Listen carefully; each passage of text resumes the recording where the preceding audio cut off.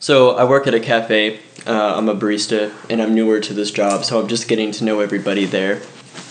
And I walk in for my shift, and there's a Hispanic woman. She's young. She's like 16, and this like tall white gay man. And the age of the white gay man is like 21, 22, probably, maybe 23. Young man, college age man. Oh yeah, not in college though. Okay. And we're in this cafe, and we're having banter. We're getting along pretty well. And he said something about him and this other Hispanic woman will speak Spanish together sometimes in the cafe. And so I made this joke, and I said, "Oh, you're making the customers nervous." And he just stopped, and he looked at me, and he said, "Or they feel more included." And I was like, it was just a joke. It was just a joke saying that some customers might believe that you're talking shit about them. Right. And for the rest of the day, this Hispanic woman who was there and witnessed the whole thing, first of all... How old is she? Sorry. 16. Okay, so and she's younger. She's a girl. Okay. Oh, yeah. And she laughed at it. She thought it was funny. And then, like, the rest of the shift, her and I, we were talking, we were having banter together, we were getting along, and this other dude just got really quiet. He kind of got insular. He would pop into the conversations every now and again. And he just kept, like, just giving me this look from this distance, like, I know something you don't know. And it's like, no, it's actually the other way around, brother. Like, how would you describe that look? You two are about the same age, right? Early 20s. So how would you describe look of resentment from a distance. Resentment about what? About the fact that I made that joke, and this Hispanic woman was not offended at all. And they've obviously been friends and been working together for a minute. And he sort of got shut out.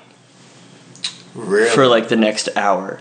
And I think he was upset because when this woman was around, and she's a minority, she's a victim in this man's eyes, like, I treated her like a human being. I didn't treat her like a baby or a traumatized baby or a commodity or a token. Right. It was just real, authentic humanity, connection, communication. It was real. It was authentic. Yeah, like you were telling a joke with workmates. Yes. Or just and he killed it with that, with his scripted ideology. Would you call that wokeness? How would you define what is wrong with his ideology? Because I'm sure he doesn't see it as an ideology. So, I'll give a little background here. The neighborhood I grew up in a predominantly Mexican neighborhood. There were a lot of people who lived in that neighborhood who were both legal and illegal as well. Mm-hmm. A lot of them spoke Spanish and a lot of them spoke English. So I'm very comfortable around like authentic Mexican culture. I don't feel out of place when I'm around people who are Hispanic, especially like specifically Mexican. And it was just obvious that this dude, besides this coworker, has not really had a lot of experience around, has had genuine experience around people who are black or Mexican or any other race besides white. And it's just kind of strange because the way that he has this, I guess I would call it this like pre-ordered package way to think. Okay. That's an interesting way to describe like, ideology. It's almost racist in of himself to just automatically believe that because somebody is Mexican or because somebody is black that they are going to react to something that he says in a very specific way. Like he's learned that those are the reactions and the things to say and not to say, but not from actually engaging those people. And I'm almost glad you said that because I have been for many years noticing that the people who speak in this clumsy, not this indirect way where we have to divide each other into groups. We have to treat each other differently. That is what respect is. Never come from mixed neighborhoods. They grow up in what I call, well, what everyone calls racial enclaves, and I call them enclavers because they have this enclave mentality. Very few of them are racist, but they end up, like you say, being almost racist. Do you think that the reason they're almost racist is they don't think that they can speak naturally as they would with other whites, for example? They don't think that they can just... They don't think that they could speak authentically with themselves in their own minds. They don't feel comfortable talking around other white people. They don't feel comfortable talking around Mexican people or black people or Asian people. They can't even think authentically in their own head. And why is that? Not how is that, but like why do you think they... Maybe you don't know why, so describe how instead. Give me another example of... Well, taking this person in this coffee shop who had that comment of, well, maybe people will feel included. I wonder what he would think if he was walking down the street and there were 3 black teenagers walking his way. What would be the thoughts that would go through his mind, and how would he feel? Well, you got to give me context, because the way I grew up, if there's 3 black teens coming, and... You grow up in Whiteland. He grew up in Whiteland. Yeah, you grow up in Whiteland. You're upper middle class. Okay. You don't have, it's like you only think of minorities as minorities, or like black people or Mexican people as these people who are poor, low class, they don't have access to anything, which is complete nonsense. And it's like, are you sure you're just not overcompensating for your own thoughts that might be racist? What if they're not? What if, okay, so say they're walking down the street, there's 3 black teens coming their way. What were you saying about that? I don't think he would feel comfortable. I think he would probably get nervous, and that might be for a true reason. If you see 3 dudes walking past you, they could be black, they could be Mexican, they could be white. If there's something about them that makes you nervous, whether it's the clothes they wear, whether it's the way they're walking. They're mad dogging you because they're white people. Yeah. Yeah. That's the thing, right? Like, those feelings are normal and okay, and it's probably telling you something that you need to know. So it's like, yeah, maybe you cross the street, or maybe you become more aware. But most of the time when I'm walking down the street and there's 3 black dudes walking towards me, I don't really care. Like, I don't feel any way about it unless. So you make that distinct. Go ahead. They give some kind of indication that tells me that they're a threat. Right. Okay. So I see. So you are reading the people themselves, and not the skin color. Yeah. You're like, okay, well, these are black people that are just normal black people, or these are black people that are in some way threatening to me, or looking at me in a way like I don't like, or intentionally taking up the sidewalk in a way where they're daring me to walk normally because they're not going to walk right. You know, that's something that I think every white guy in America has experienced at least twice. Yeah.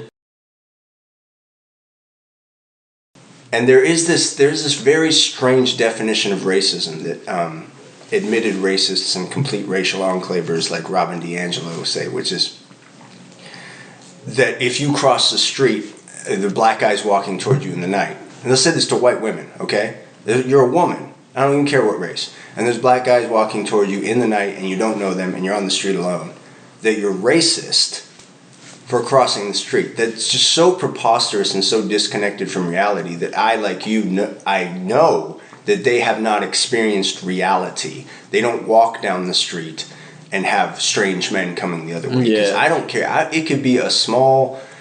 whatever race, dude. If I get if I get a feeling, and yes, it is, I'm going to admit, more often from young black men who are letting me know with their eyes that they hate whitey, then of course I'm going to cross the street. I'm going to keep my eye on them the whole time.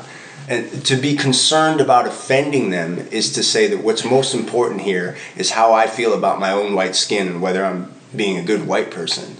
You know what Which I mean? is like the most white thing you could do. I mean, really, it's just like white guilt is narcissistic as hell. It's unbelievable. Oh, that's interesting. It's unbelievable. So let's pause here. If you don't mind, just share some of your own background, your own experience with what you call an ideology, with what you're saying is a scripted thing. Well, I mean, how far do you want me to go back? Because, I mean, that could be quite a few different things.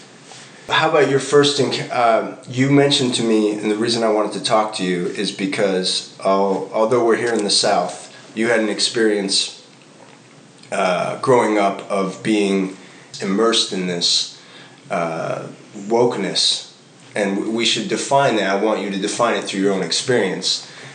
You mentioned that you lost friends because you sort of left it. I'm not exactly sure how you left it, but you were certainly immersed in it, certainly affected by it, and I think the audience would want to know in what ways and what your experience with it was, and at what age. So right around when I was about probably 12, 13 is when I started getting my own ideas, and they leaned a lot more left, for sure, but I was young, naive. I didn't really understand how the world worked. You're saying they leaned left, your ideas leaned left at 12 and 13? Oh, for sure. Okay. And that's just because I just didn't really understand how the world worked at all, because I was like 12. Give us one example of how a 12 or 13-year-old leans left with any idea. I didn't like Bill O'Reilly. Okay, all right. That's the example I can give. And I remember, like, I was like an Xbox kid then, and I remember that I was talking about the environment with some of my friends on Xbox Live, and one of my friends, he was an older man. He was probably, like, I mean, at the time, he was older to me, because he was probably he was like in his early 30s or something. And I kept saying, like, how evil everything was. Like, corporations, people who pollute the environment, Republicans, and he just... And you're saying this at 12, 13 years old? Yeah. No idea, like, what that stuff actually means or the complexities behind it all. And I remember he told me, he was like, you can't just keep saying everything's evil. He's like, the word just becomes meaningless at a point. And I was like, oh, shit. I'm like, that's true. And I'm like, that was a moment where I was, like, forced to grow up. And I was like, I really had to start thinking about things. But then some people in my family got in trouble. Because somebody called you to be more responsible with your word? Yes. Oh, okay. Yeah. And, you know, I thank him a lot for that. He was a cool dude. But then some people in my family ended up getting in trouble, specifically male figures. And I was young, and I was, like, going through puberty still, and... Do you want to say what kind of trouble, vaguely? Prison.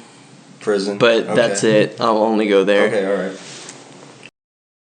Experiencing that betrayal at such a young age, and then going online and finding these communities telling people that, like, oh, you know, you can change your gender, and you know, that's the problem with everything. And it sounded nice, it sounded interesting, especially because in certain ways, especially growing up, like, I grew up very much like boy, very rough and tough, got into a lot of fights, played with cars and trucks, BMX kid, loved motocross, loved you know, guns and playing SWAT and stuff when I was a kid.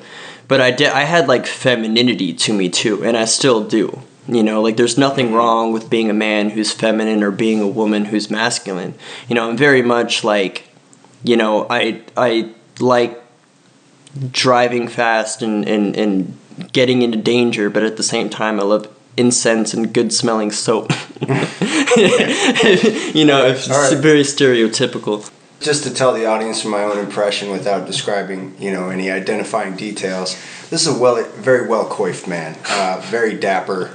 I think he had his second haircut this month before I talked to him. Just very symmetrical, fresh and crisp, head to toe. You said people online saying you can change your gender and that's the problem with everything. What's the problem? Anxiety and depression. Anxiety and depression. Okay, so two things that are very common with your generation. And vague. They were very vague. They were very vague about it. And there was one influencer, and her name was Ashley Mardell. She was very convincing. Okay. But and I don't blame an outward locus for this entirely, right? Okay. I definitely take my own responsibility for this as well. Yeah, I don't 100% blame, but at the same time, I don't think that grown adults should be out trying to convince children to take experimental hormones. So she was a grown adult, and it doesn't really matter who she was, because there are, hundreds or thousands of these influencers? But this was 2013. Okay. So this was pre-TikTok. Yeah, oh yeah. And so this was right when this, especially the specifically gender ideology, started to become very popular. So you caught the first wave of it. Yes, and it made a lot of sense. Even out here. It made a lot of sense at the time, too. And I was like, oh, maybe this is what's wrong with me. Maybe if I do this, this fixes these things. And how did it make sense to you? Why did it make a lot of sense to you? Well, I was very traumatized at the time. I was not in a good headspace mentally at all. I was experiencing temporary psychosis at certain points at this time, including seeing having hallucinations. Really? And delusions and paranoia issues. Wow.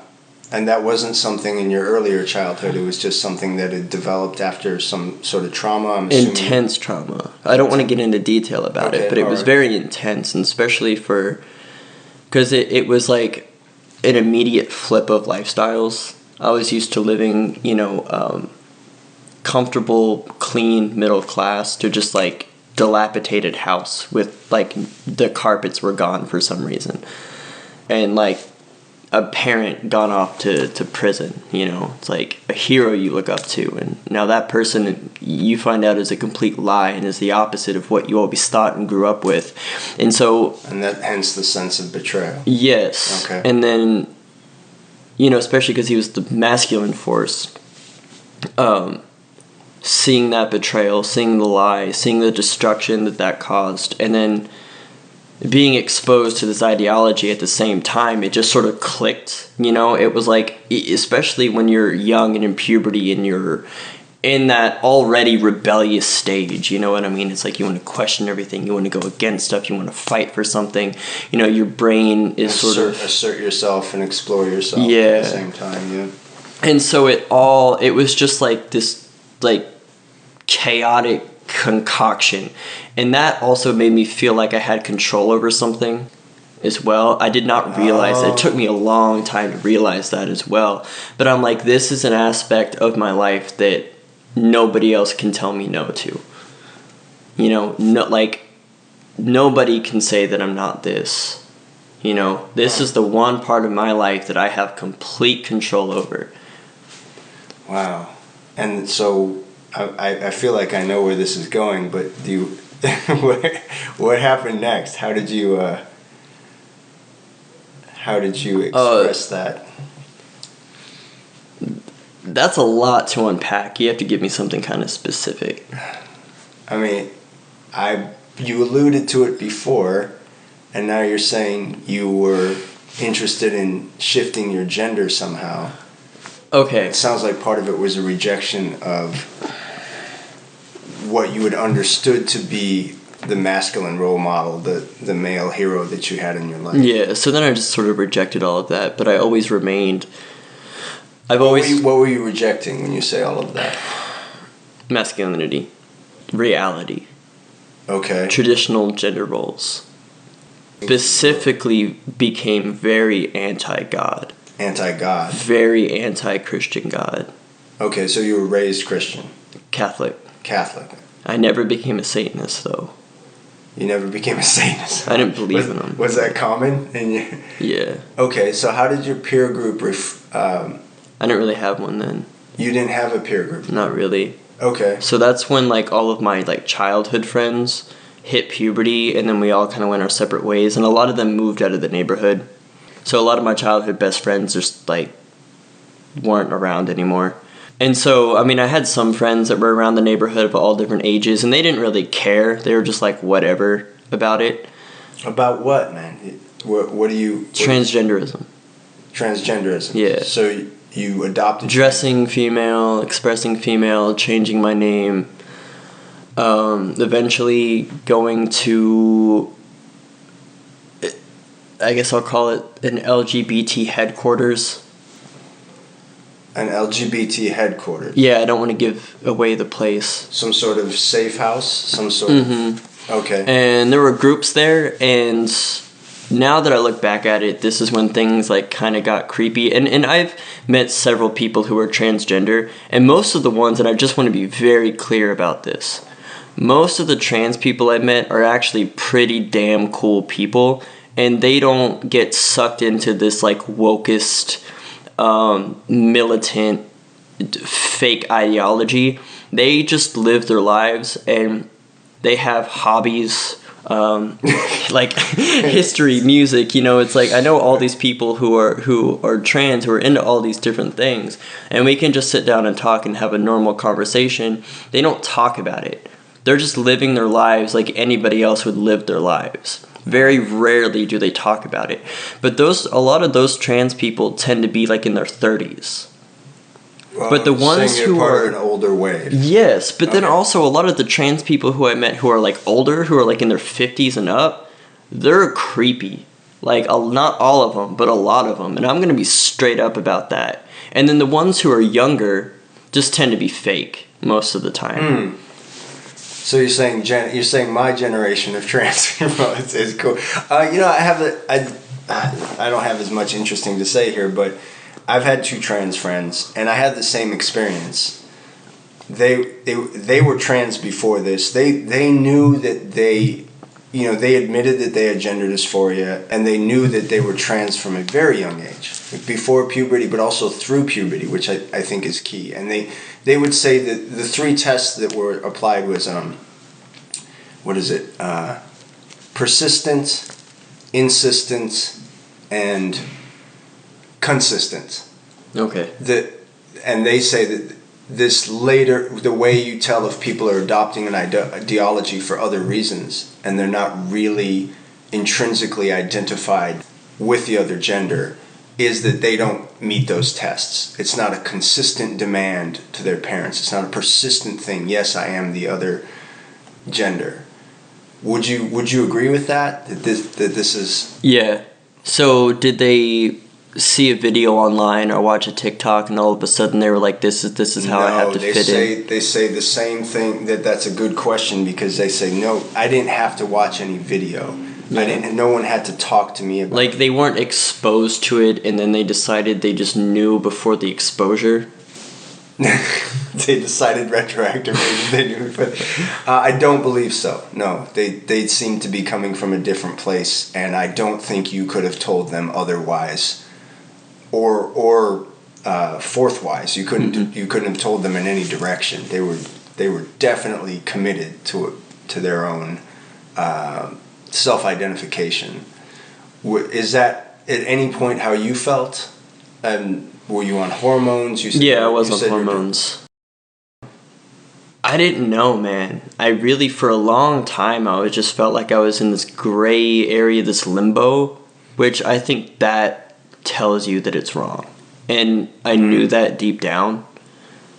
But since I grew up like that, that's how I learned kind of how to socialize on a more mature level, other than being like a child. And so it worked for me. I had a lot of friends, a lot of people, but now that I look at it, I'm like, were a lot of those people really my friends, or were they just my friend because, I was like, not necessarily a token, but because they felt like they had to be or something. Like they had to be because you were trans? Yeah. Or they wanted to be because I was trans. Because it really wasn't about me. It was about, oh, look at all these like trans friends I have. Look at how inclusive I am. Wow.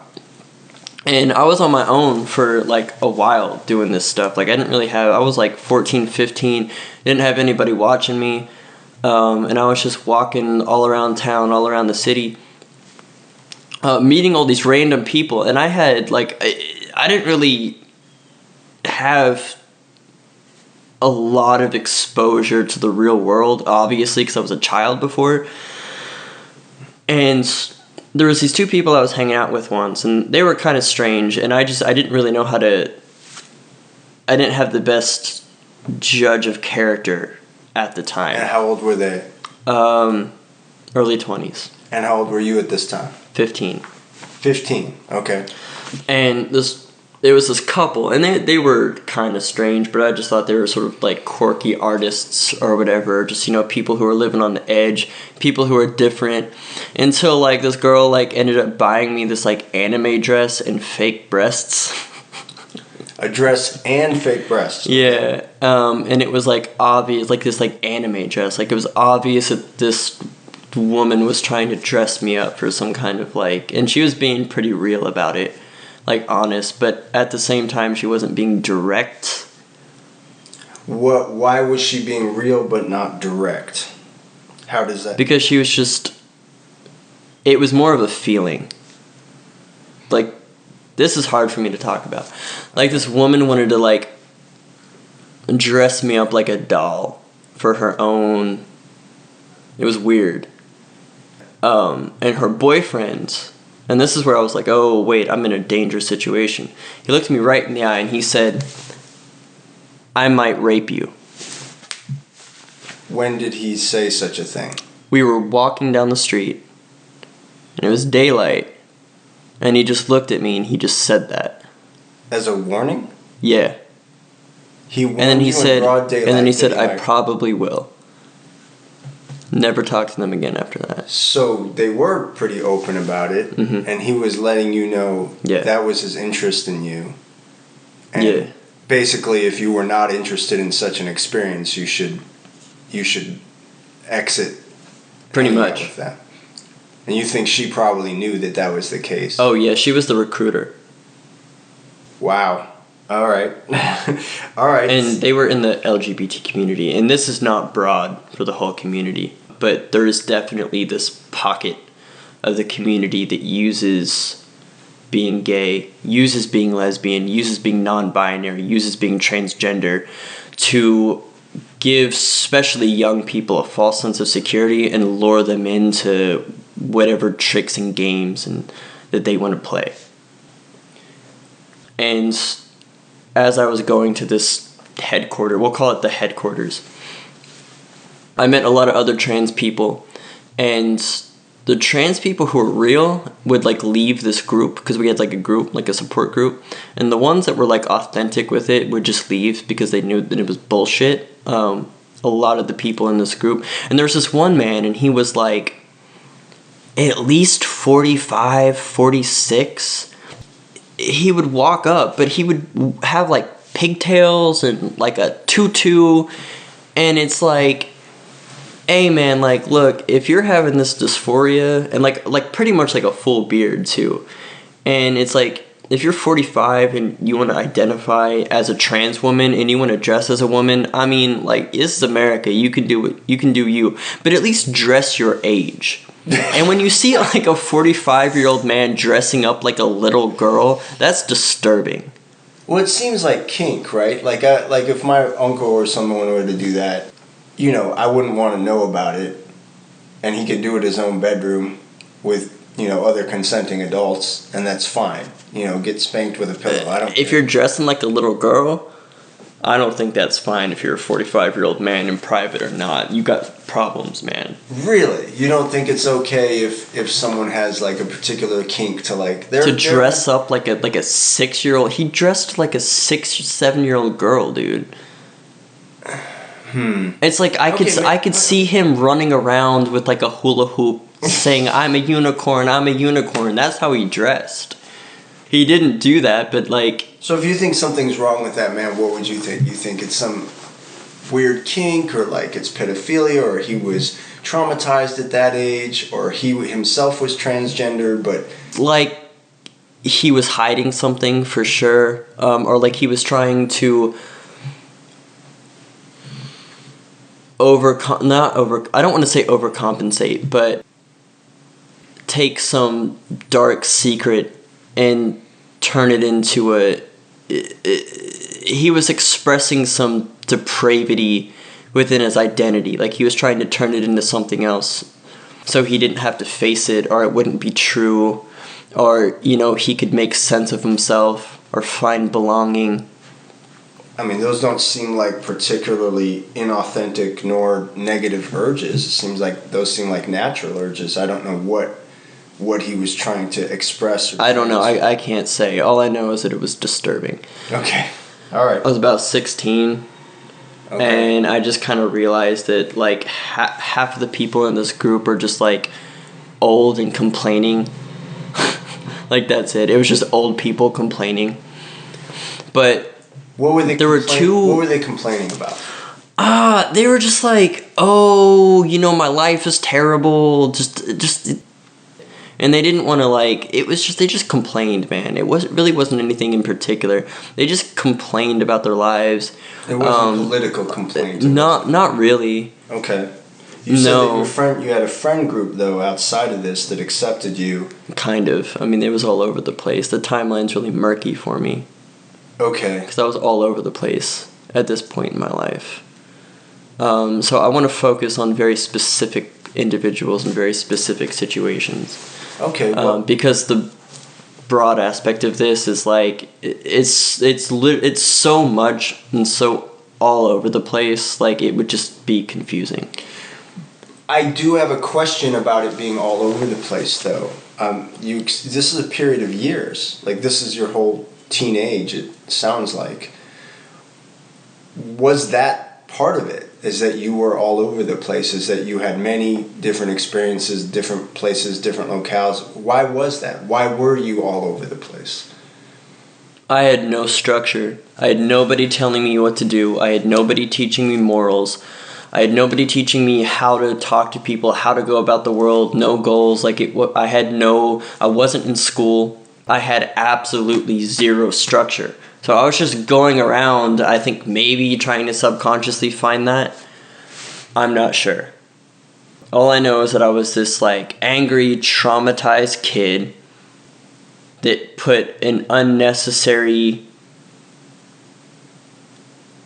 not hindrance, but just an unnecessary complication on myself. And by that you mean becoming transgender? Yes. Was there anything you liked about being transgender? Did you like that there were people who accepted you even for shallow reasons? Yeah. And did you socialize with such people outside of this headquarters, or was it all limited to just this one? Oh, no. But I think another reason I liked it was because I also felt more, and this sounds kind of dumb, but it's true, fashion-wise, I just felt more free and open. But I was also that was a period of life where you're experimenting and you're trying out all different things. So I think that was just a normal part of being a teenager. I really don't think that had much to do with being trans. But it did break down barriers for you. Yeah, because I do really like fashion, like both men and women's fashion. Like, I do. Right. Yeah. And what could be more uninhibiting in your exploration of fashion than breaking that gender barrier? I mean, you can wear whatever, literally, whatever. Yeah. You were quoted by a friend. One of the reasons I became interested in interviewing you during a conversation about style at a cafe, as saying, and this was during your transgender period, "I am style." Yeah. You said those words. Yeah, damn straight. Was part of this an expression of that exploration of actual something that you genuinely love? Yeah, it wasn't all bad. It wasn't all negative. Okay, so talk about that. What did you enjoy about it? What did you get from it?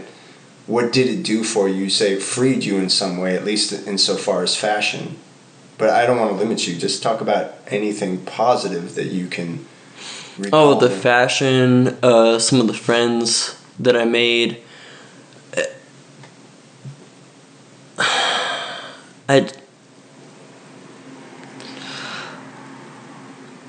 there were positive things, but they were positive in the moment.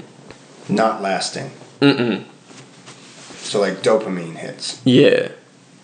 It became very deceptive and distorted in the long term. But another thing I wanted to talk about when it comes to some of the predators, because I want to talk about the predators in the LGBT community. I just feel like I need to talk about this now. Go ahead. And again, this is not everybody. You've mentioned that. In these communities. There's this trans couple I met, and they were older. One was like 34, so I mean, she like really wasn't that old. And the other one was like 50 something, like early 50s. And that individual used to be a... Which one, the 34? Or the 50 something year old. And she used to be like a bodybuilder. And she would drive crazy, and I would be in the car with her, and I don't know why anybody allowed me to hang out with this individual, like, at all. Because no one was stopping you from hanging out with them. And, like, just drove like a fucking maniac, dude. Like, I don't give a shit who you are or what you're doing. If you're not on that special highway in Germany to where, like, you're allowed to do that. The Autobahn. Like, yeah. It's like, nah, like, calm the fuck down. Like, there are fucking children in car seats out here. Yeah. And, like, I remember there was this rainbow that appeared in the sky. And she would just start screaming and yelling, "Fuck these Christians! Look at this rainbow! Fuck these fucking Christians! Fuck these oppressive Christian fucks!" And she would just scream in this car, dude, driving crazy. She's like, now every time a Christian sees a rainbow, they're gonna have to think of the LGBT community. Those fucks. Well, that is interesting because Christianity also uses the symbol of the rainbow. That's exactly what she was saying. Oh, okay. So yeah. So she was like celebrating this like corruption of the symbol. So the revolutionary aspect of this, yeah, and the subversive aspect of this movement.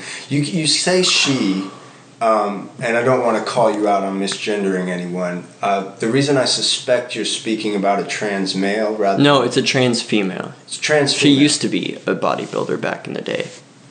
Way too many steroids. Too many steroids. Mm-hmm. Okay. She would like shoot up steroids and stuff. And I'm saying she. Because, like, when you actually, like, look at her and talk to her, it's, like, it would be weird not to. Right, she's presenting as female. Yeah. But she's gotten, acting like a tyrannical teenage male who probably shouldn't have his never grew out of her, I'm 20 and snorting cocaine phase. Like, she never grew out of that. Okay. And she would do a lot of cocaine, too. Okay, so those are problems. Steroids and cocaine might be problems. And then, like, I would go over her apartment, and, like, sometimes she would be pretty cool and stuff. But she would tell me about, and I was, like, 15, 16 at the time. And she, like, this is, like, a 17-story condo that she had. And I'm not going to say what or where, but she is actually, a professor. She's a professor. It's within like an engineering field that could cause... If something goes wrong because of, like, mental instability, it could actually kill a lot of people. And I don't think that she should be in those positions. But she, like, I would go over her, like, condo, and I was young and stupid, and I didn't know the kind of danger that I was in. And she would tell me about, like how she would be fucked by black guys and how big their dicks were and stuff, and condoms all over the apartment. Like, it just wasn't appropriate to have a 15-year-old there and talking about those things. Okay. And then whenever Trump was elected, this was 2016, and this was the last time I had talked to this individual. And when Trump was elected, she went in her closet and she pulled out this, I think it was like an HK 97 or 91 or something. Beautiful, beautiful, beautiful fucking rifle. Like, it's sexy, for sure.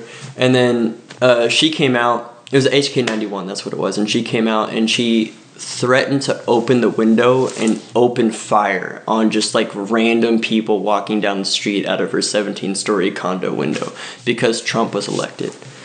And then she started freaking out, and then I think I had, like... You were there when this happened. Yeah. And then she calmed down, and then I had mentioned something about like crystals and like energy or something fucking stupid.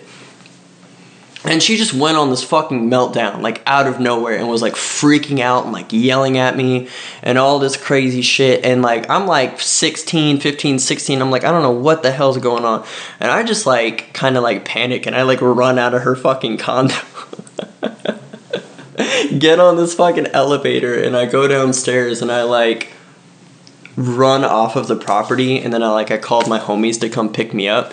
Because at this time I also had 2 mentors.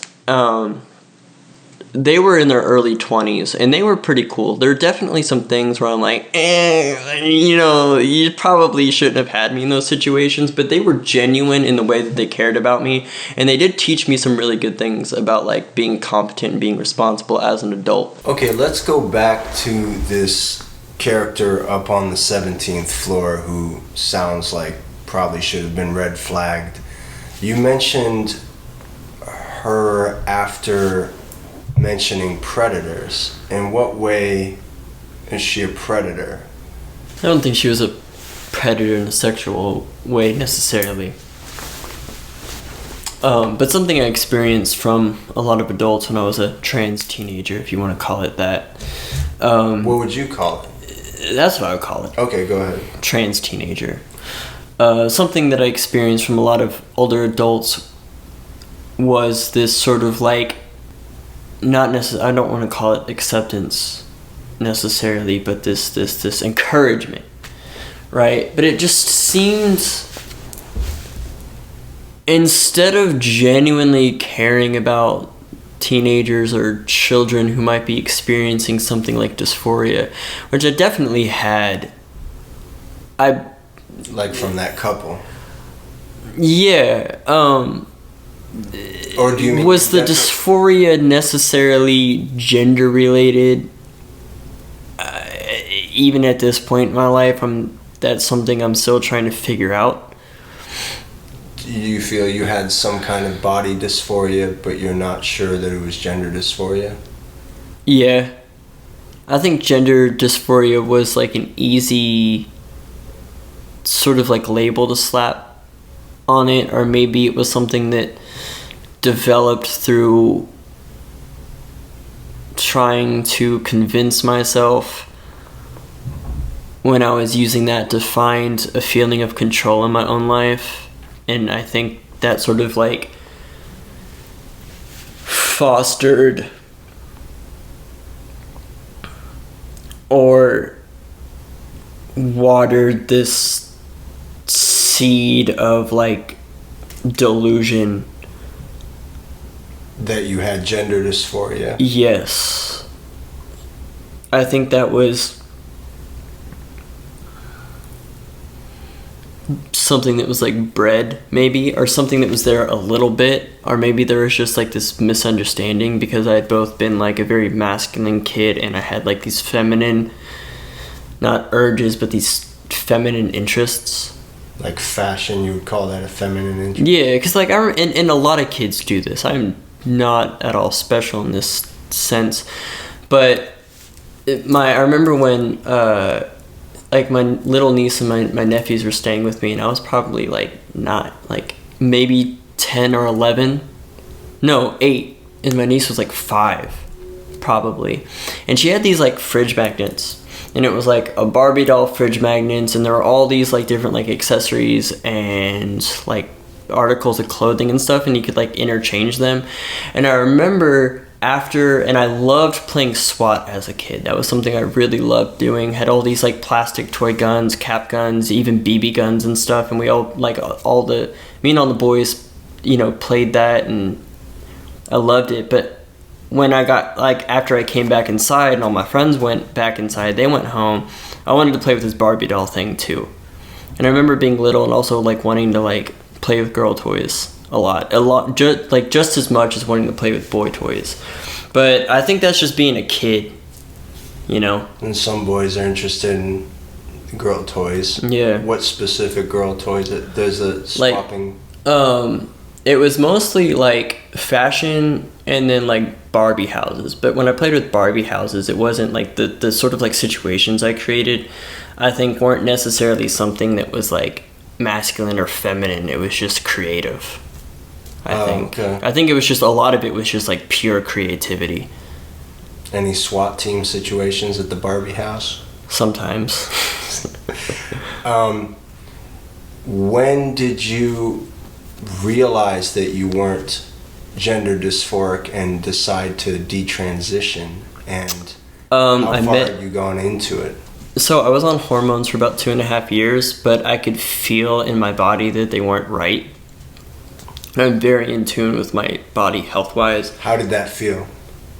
Like I was like swallowing chlorine pills or something. Like it wasn't like something that you like swallow and you immediately feel, but over time you just feel like there's something poisoning you. It's very subtle. And then when you like, and after a while, I would like take breaks from taking them, because I would look at the pill, and it's like, if you've like ever eaten something and you've gotten really sick from it, and then you look at it again and you get that same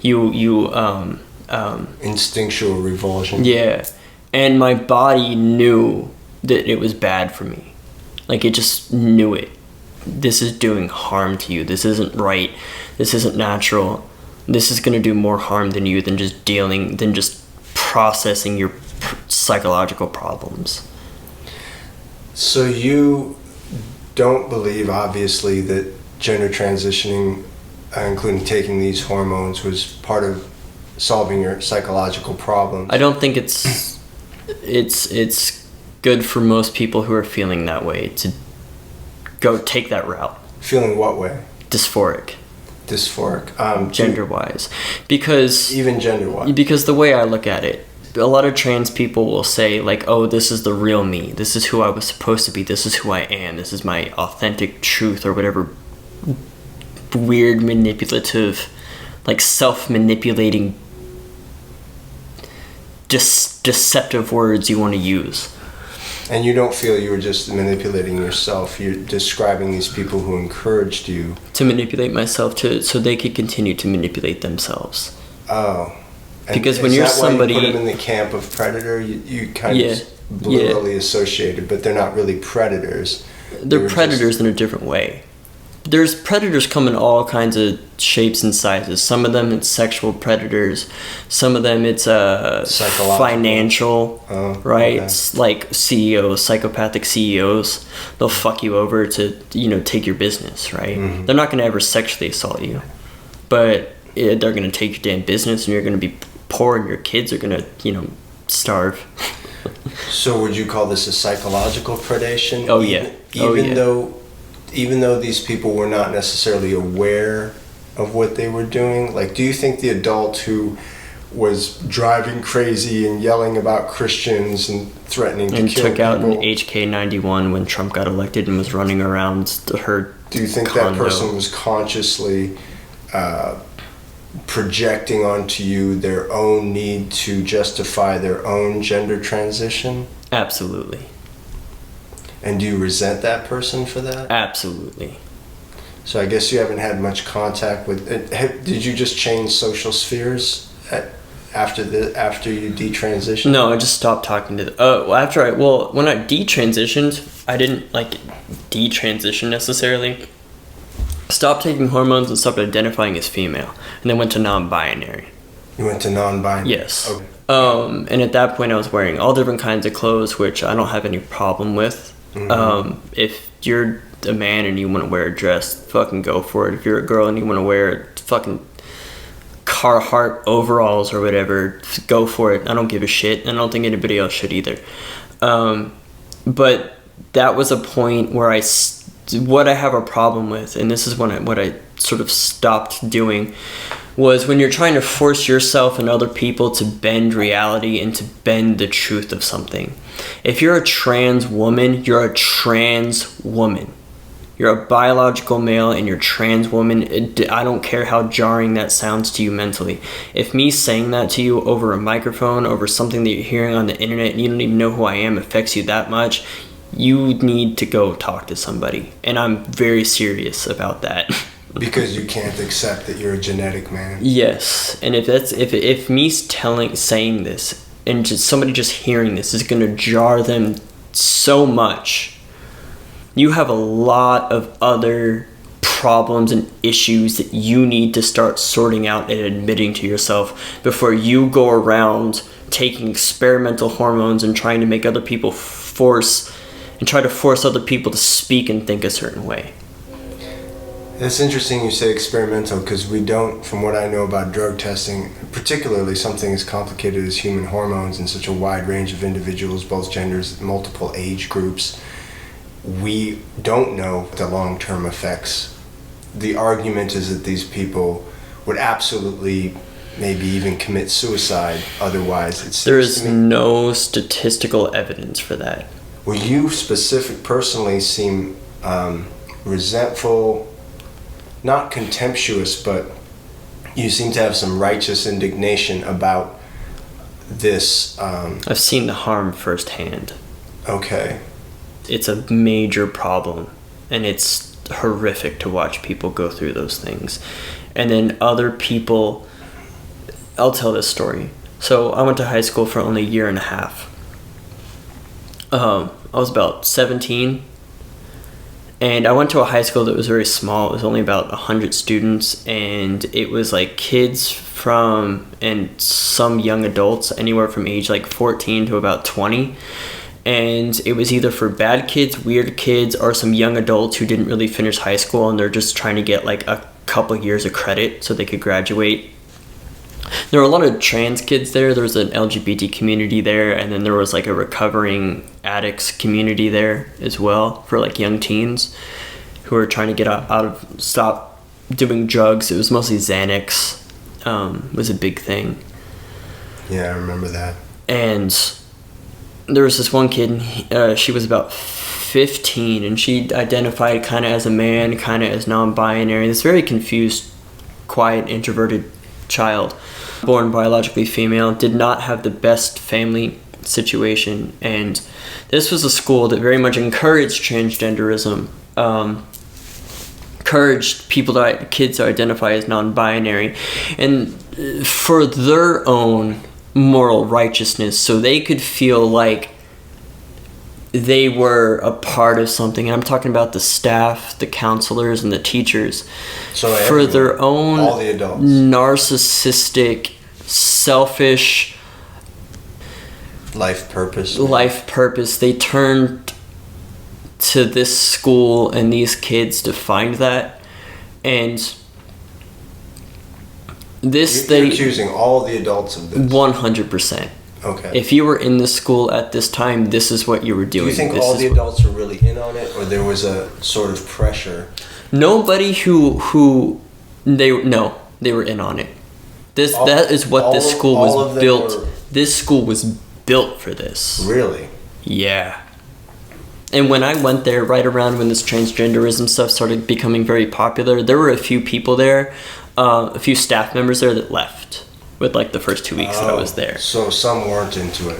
It was obvious that this child was lost and confused and saw the transgenderism, saw the non-binary sort of identity, that ideology, as a place that this kid could belong and be protected, which is heartbreaking. And it's a very real, it's a very primal, it's a very human want, a human need. And that's another reason why I find this so despicable, is because it is preying on something that is just so, like, absolutely just deeply human to our core. I mean, it's primal, it's biological. The need to belong. And I call it, because it's like you have to have a good friend group or a good family to remain in homeostasis. And that's why I call that, like whenever you have your friend group that makes you feel comfortable, I call it homeostasis. You know? Because there's a lot of truth in that.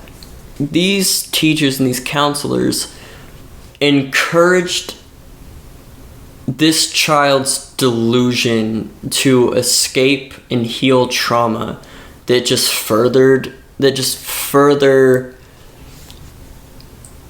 inflicted more confusion and delusion into this already confused child. Do you feel, since it seems you were impelled by different human urges other than a need to belong, you wanted some sense of stability, control, do you also feel that you were misled and that you're... I'll get into that in a second. Okay, go ahead. At 15, this kid tried to slit his wrists, failed, and she, biologically female, and then she hung herself and was dead. This happened 2 weeks before the next school year. And when you're like 17 and like you're looking at like a 15-year-old dead in a casket, like not even old enough to fucking drive yet, you know, like didn't even scratch the motherfucking surface of living a life. Yeah. Dead. Because weak, shallow adults encourage this hurt child further into delusion, further into pain, further into confusion. Especially if you knew the person was alive, and you've seen all the idiosyncrasies, all the little ways that person moves, all the little ways that person speaks, the way they move their eyes, the way that they move their mouth, whatever it is, all the little things that makes a person uniquely them. And then suddenly just gone. You see the light in the skin, the tiny bit of light that every human being emits out of their whole body, gone. And weirdly, in a way, you kind of expect the person to sort of like sit up out of their casket and get up and just be like, "What's up?" Right. But like that, you know, that's never gonna happen. And it's just so fucked up when like also still somehow like you could see where like certain wounds, you could see that they covered the wrists up on purpose. That was one of the main turning points where I really started to like rethink all of this stuff, and I was like, whoa, this is true consequences. This is happening to this kid. How many other kids like this are going to end up like this? And people blame and they say, oh, it's because society didn't accept the person. All these people were against the person. They wouldn't use the right name or the right pronouns. That's bullshit. Because this kid got all the acceptance, all the encouragement. I just also find it despicable when people go around and they say, well, that person killed themselves because society didn't accept them. It's like, no, you are the problem if you're saying that.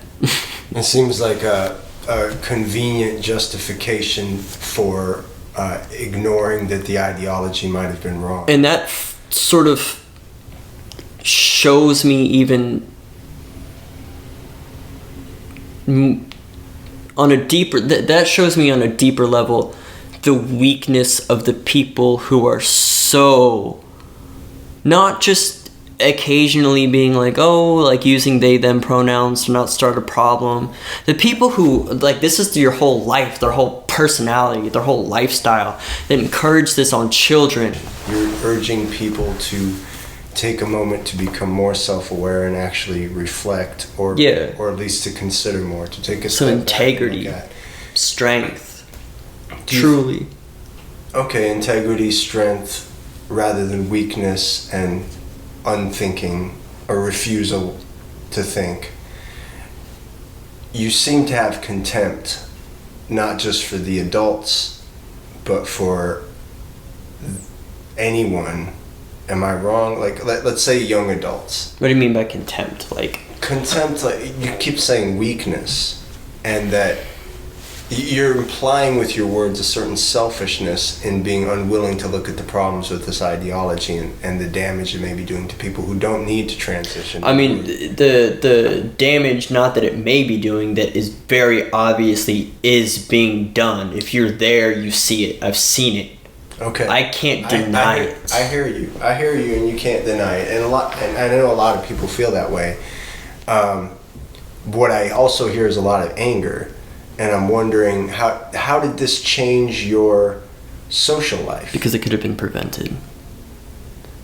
Okay. Also, You're not answering my question, though. So, afterwards, because this happened 2 weeks before the new school year started, and that school was opening up a second portion of they're opening up another half of the school. They're opening up a new addition to the school. And they just kind of swept it under the rug. They sort of like took a small group of people into a room and had us write out this thing about how it made us feel. Which I'm like, are you fucking kidding me? What's wrong with that? It was just shallow. You thought more should have been done? Yeah, I thought it should be talked about more. I thought there should have been some kind of like maybe memorial service, some kind of balloon letting, something. The kid was part of the school. We should have done something. Like we should have like mentioned something or had something in the announcements or... Oh, so you felt like in general it was but swept under the rug. Yeah. That this kid... Because they were like, I think they realized they messed up. And the counselors, instead of being like, wait a minute, we should like we should make an announcement for the kid, an appreciation for the kid's life. They were just like, let's take some of these kids into a room, have them write something out, and just never talk about it again. And then they focused on opening up the new part of the school. They didn't want that tainting the opening of this second addition to this school. And there wasn't a principal, there was a CEO. Okay, I don't know what that has to do with anything, but... They didn't want the reputation of the school, especially when they spent so much money opening up this new school, to be tarnished by the suicide of a 15-year-old non-binary student. I got that, but it sounds like... So that sounds like a sign of them sweeping it under the rug. It's just business. Apparently. But your greater concern seems to me to be that there was no reassessment. No. There was no pause for reflection. There was no 5 to 8 minutes in the shower. The counselors didn't step back and reconsider what they encouraged in troubled or lost. And they didn't mention it anyway. They probably did some self-reflecting on them, but... Well, did anything change after that? No, not at all. But you changed. Did you left. change? You left the school. Yeah, I ended up turning 18 years old, and I was like, why the hell am I in high school? So I just left and started working. Did your social circle change? Not yet. Not yet. So I was identifying as... I ended up starting to identify as non-binary when I realized... When huge holes started being poked in the way that I thought about things, and that wasn't just like a hole being poked in my boat. Like that experience with that child was like getting hit by a torpedo. That was one of the major events that really started getting me to think. But because I felt like I was in so deep, and I felt like I owed other people something because they accepted me, in quotations, sarcastic quotations. And that's a form of peer pressure then. There's a lot of that. There's so much of that. But you felt obliged socially to people. You felt like you owed them your status as a trans or a status that I didn't deserve or earn. Huh.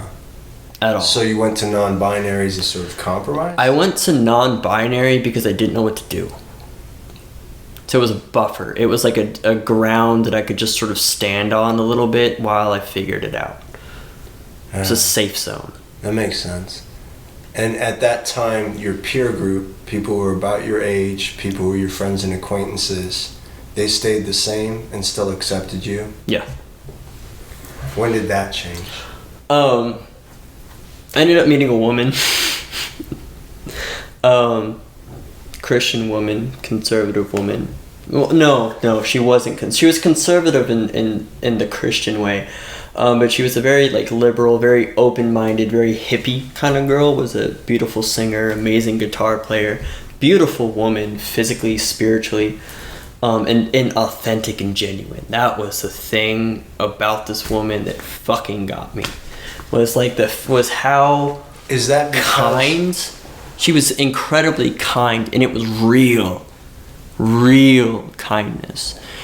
And I met this woman, and And that struck you as different from the people Anybody, around you? Most people I've ever met in my life. Because they were disingenuous, because they were inauthentic, or because their kindness was somehow lacking? All of those things. Either that or the people were just mean and rude. A lot of the people, and not everybody I knew, but a majority. Specifically people who were wrapped up in this woke ideology. Mean and rude to whom? Not to you. Just everybody. Like, they just had like a nihilism and an anger and a resentment and a rudeness, and they would like speak to people in ways that you just don't speak like that to strangers. Disrespectful. Just disrespectful, and didn't realize how disrespectful they were being either. Like, they just thought it was normal or something, and some of them got off on it. Some of them were mean on purpose. There was just a lot of emotional instability within most of the people that I knew that had this like that was wrapped up in this hardcore ideology.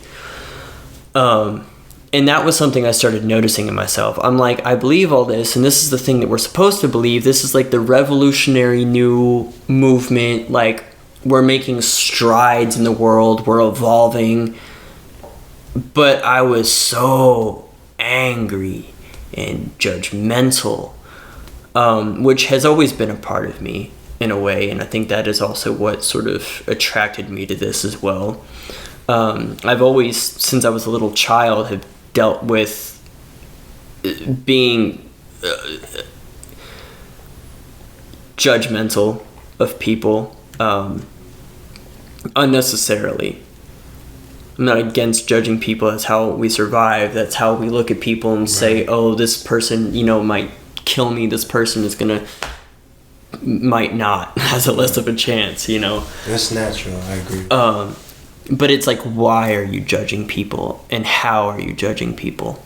And how much do you even know them before you judge them? Exactly. And I was like, if I'm doing all these things that I'm supposed to be doing, why do I feel like this? This isn't right.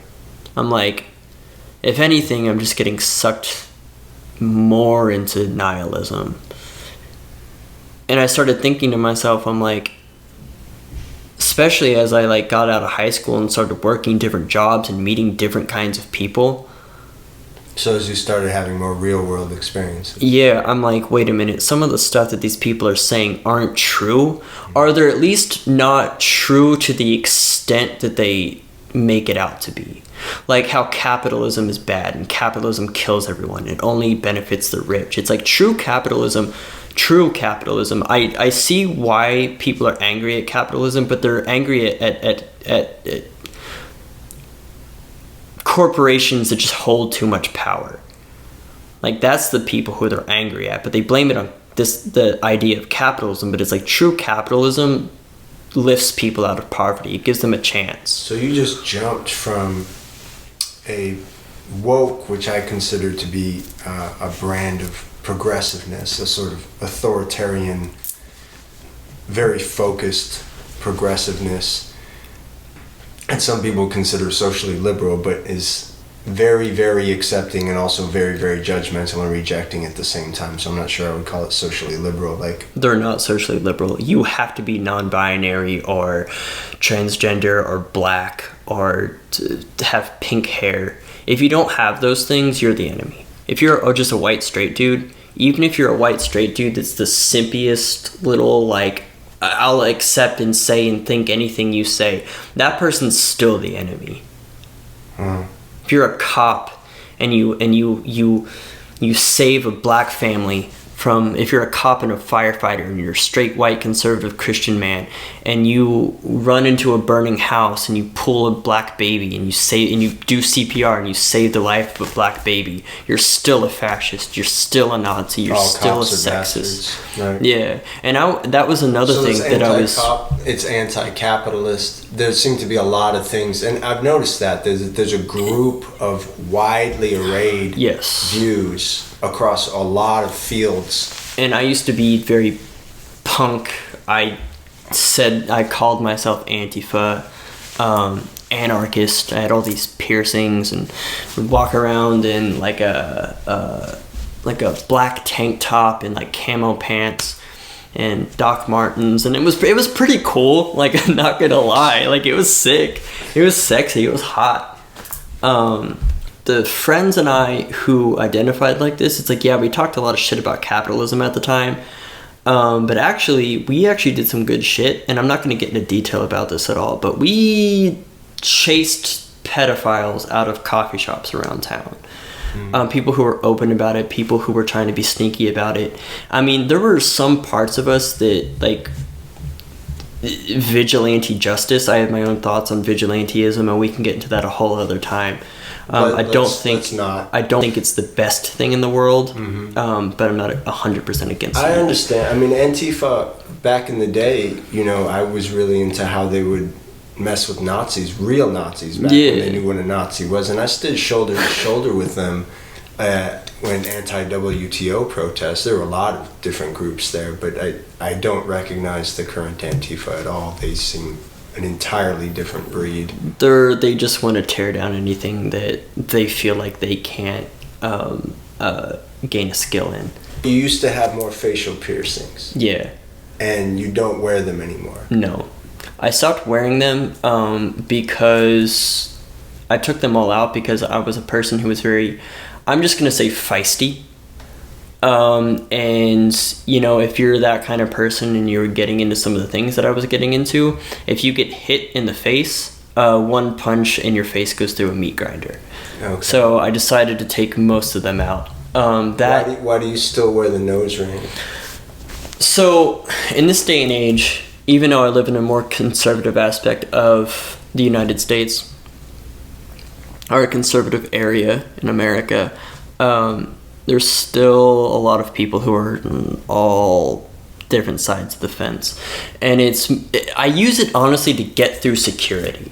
So people don't immediately assume that I'm one thing or the other. So a lot of my liberal friends think that I'm like conservative and far right, or I would say wokest friends. Not wokest friends, but friends who are more on like farther hardcore on the left think that I'm like conservative. And then my conservative friends think that I'm a leftist. Until they really get to know me, and then they find that I'm like this like slightly right of center libertarian.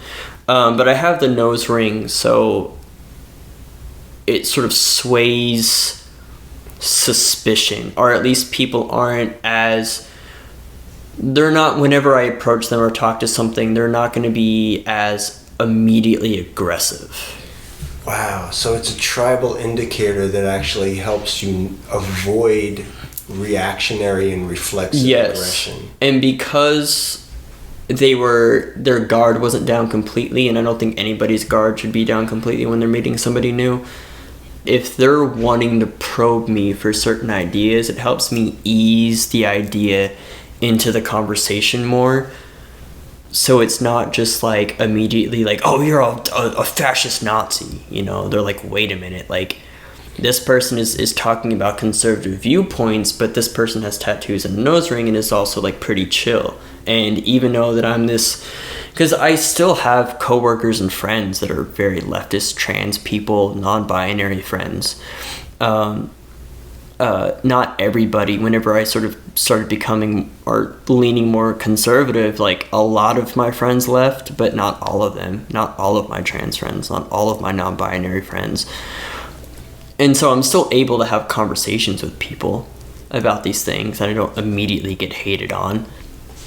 But there was this one time at a coffee shop that I frequent, and there was a new barista there, and she was cute. We were kind of like I guess kind of flirting for a little, I don't something like that.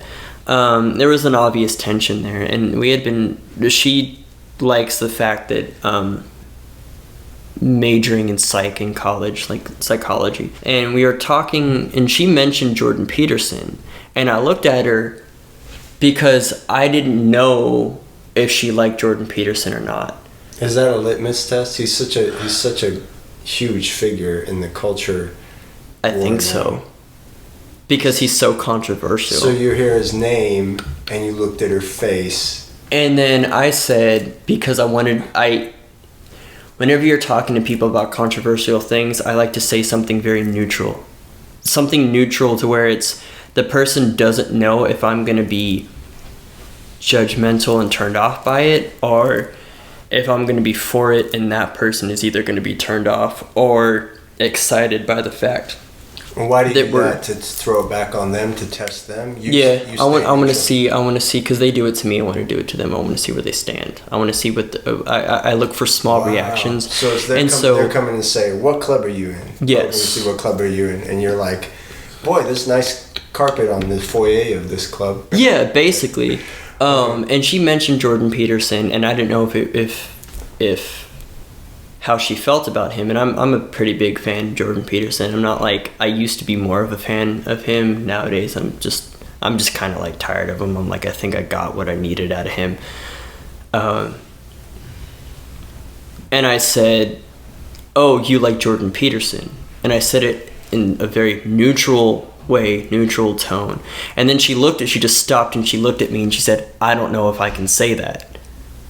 Wow. And I was like, okay, like, I know how you feel about him now. See this. So this. And then she got super like nervous. And I just said, it's okay, I like him too.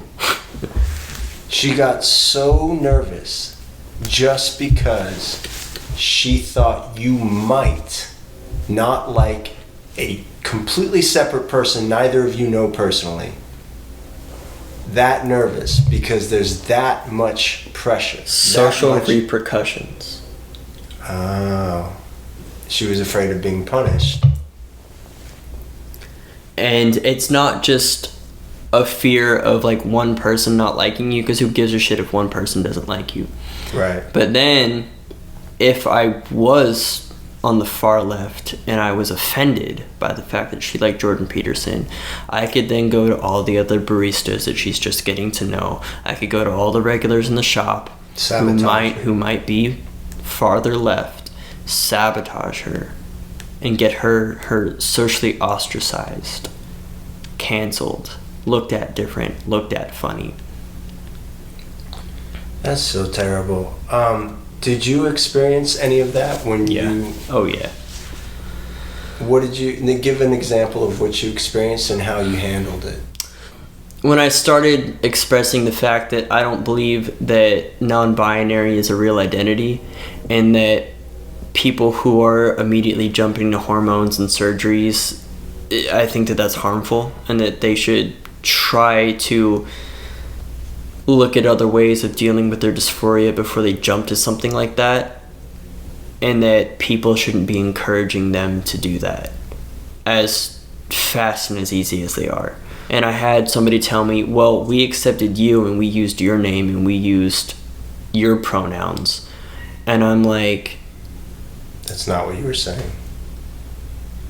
And then I'm like, in my head, like, they were saying that like I had like betrayed something or betrayed them, or maybe they couldn't handle the fact that they were probably thinking the way I was thinking, for that made them think in the way that they thought, or made them think in the way that I was thinking for a second, and they might have felt humiliated and stupid, or afraid that if they were thinking that way they'd be ostracized. That too. I keep getting the impression. And I thought to myself, well, I'm not the fucking bad guy here. I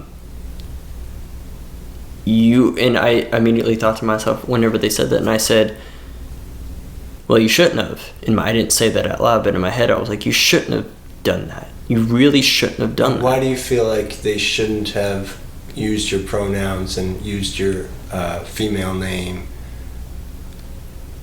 It encouraged delusion. It encouraged a path down into nihilism and depression and resentment and hatred for the world.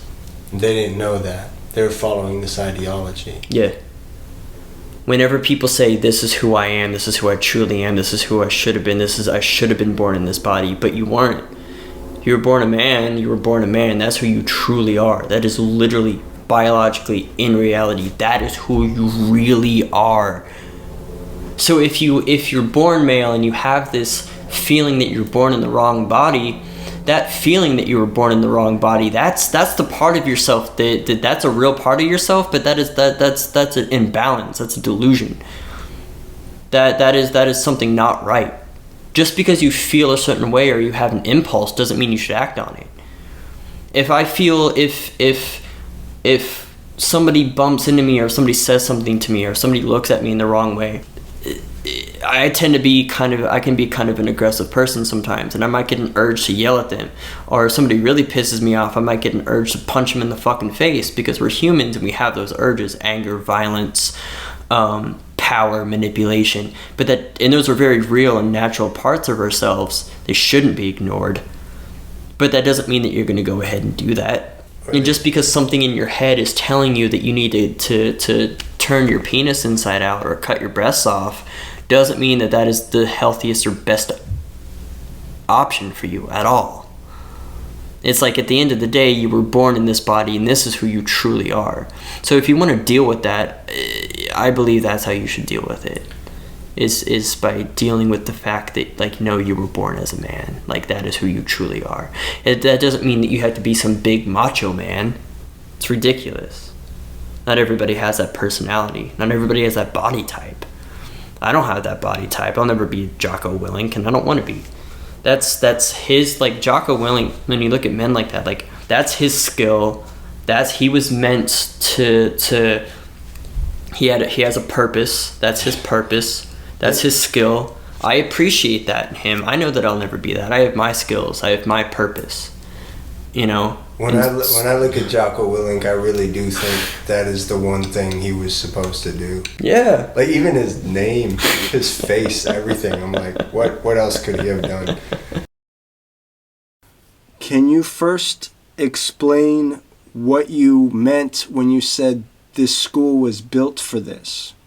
It was originally built for at-risk teens, right? So children who are, like, say they're addicted to drugs, had, like, family trauma, grew up in poverty, and that was a school where they could sort of, like, take these kids in, and they could have, like, mentors and counselors, and, you know, teach them, like, emotional resilience, you know, coping mechanisms, like healthy coping mechanisms, and teach these kids who have, you know, a down advantage, and give them hope and give them skills to be a productive adult. When you say down advantage, do you mean disadvantage? Yes. Okay. So would you say that school had a lot of mentors and a lot of counselors for the average school?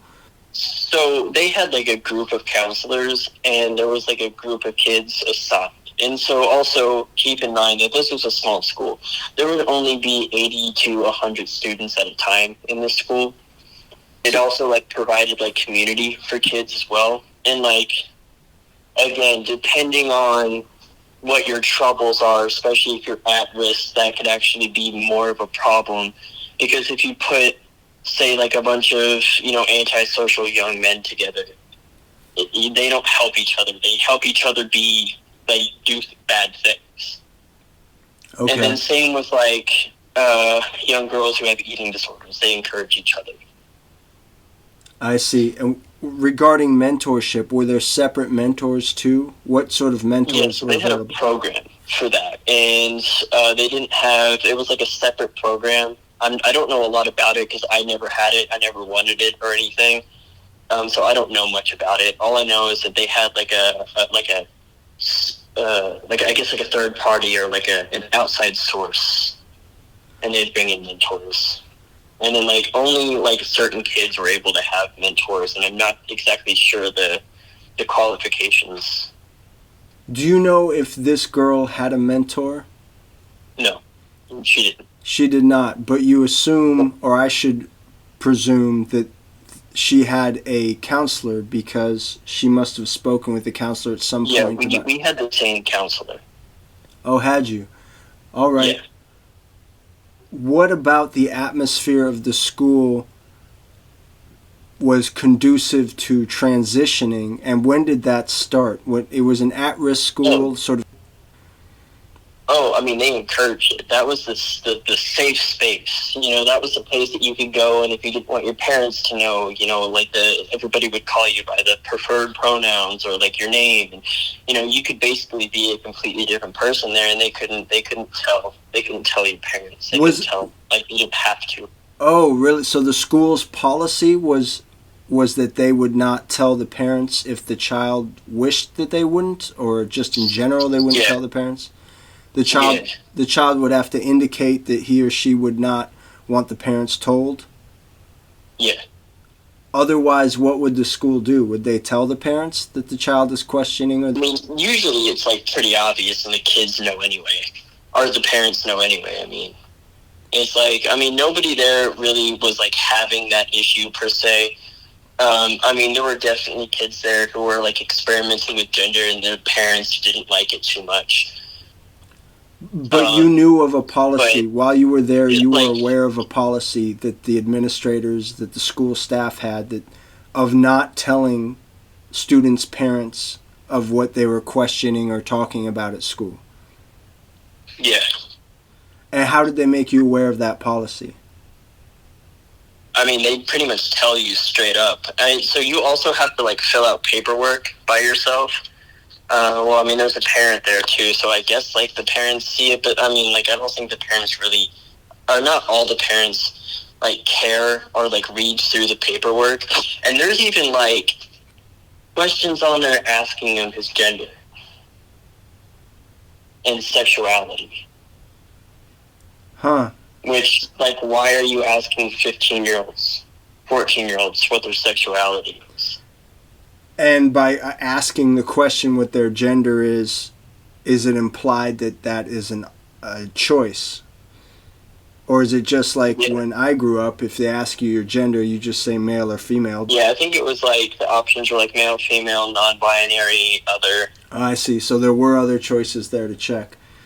Was this school already like this, a safe space for LGBT youth that was encouraging of pronoun use? Yes, but they weren't as, hey, can we pause? Because motherfucker. The head of the school was a CEO, not a principal. I don't know how much difference that makes, if that's just a term, but that... Yes, so that brings up a really interesting like turning point. So she called herself a CEO. Like, she wasn't calling herself a principal. And her name, like that was her name. It was like the CEO. Like, on her plaque, it said blank. It said CEO blank blank blank. You said she brought a turning point to the school. Yeah. So when I started going there, it got increasingly more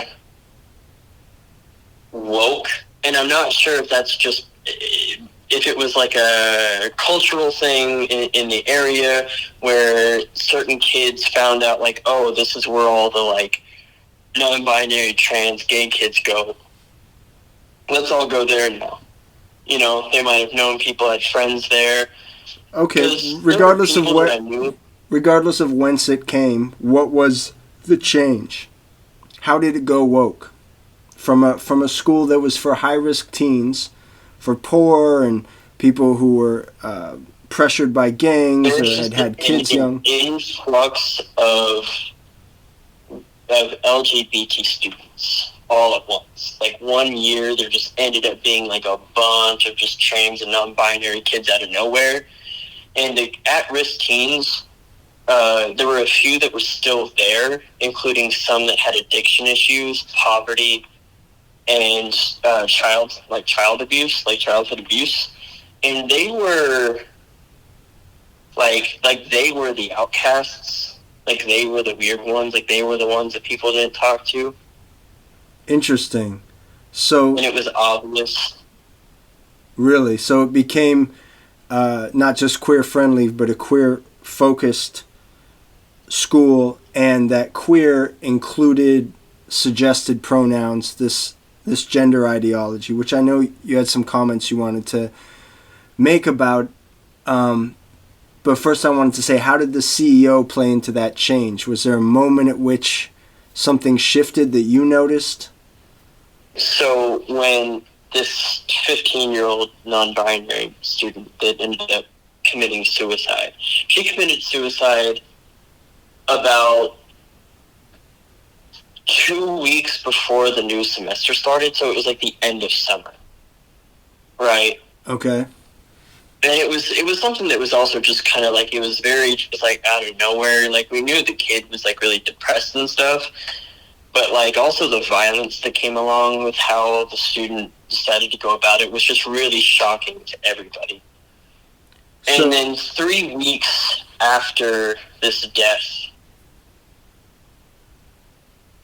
that's when they unveiled the second addition to the school. And they had like a ribbon cutting and, you know, all these balloons. But I remember that the CEO was always like worried about funding. And they were being funded by private donors. Those donors, I don't know who they were.